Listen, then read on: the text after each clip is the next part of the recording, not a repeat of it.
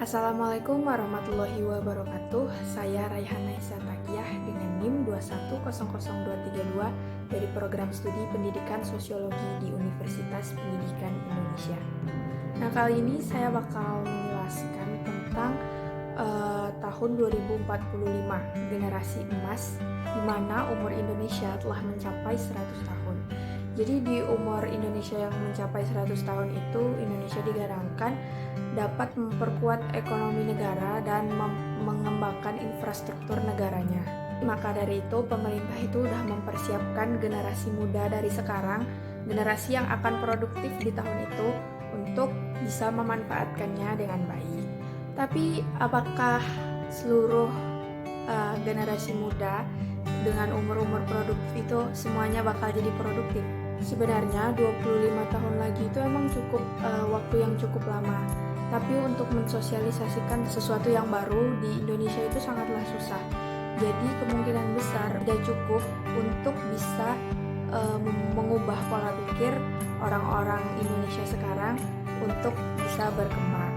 Contohnya pada suku-suku pedalaman yang ada di Indonesia, mereka menganggap alam adalah ibu mereka, sehingga mereka tidak perlu menerima perkembangan teknologi, apalagi untuk mengetahui keadaan Indonesia di tahun 2045. Kemudian kendala terbesarnya adalah dari kita sendiri sebagai generasi muda yang mengalami kondisi di mana pandemi COVID ini masih melanda, di mana pembelajaran daring itu membuat kita semakin stres karena berhadapan dengan laptop terlalu sering tanpa melakukan kontak fisik dan bersosialisasi secara langsung.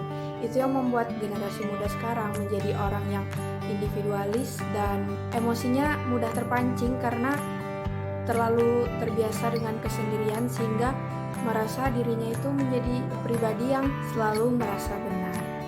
Kurangnya tingkat bersosialisasi generasi muda sekarang itu yang bisa menjadi faktor penghambat tahun 2045 karena kelak dianggap kurang mampu. Jadi sebenarnya dari kita sendiri sebagai generasi muda bisa lebih produktif dari kegiatan seminar online yang telah kita lakukan. Kita itu bisa mensosialisasikan tanpa harus bertatap muka. Memang kecenderungan untuk stres itu memang sering terjadi karena terlalu lama berdiam diri tanpa sosialisasi dengan orang-orang lain. Jadinya kita itu merasa sendiri. Jadi saran saya, kita itu lebih menguatkan protokol kesehatan karena vaksinasi di Indonesia ini sudah mulai meningkat.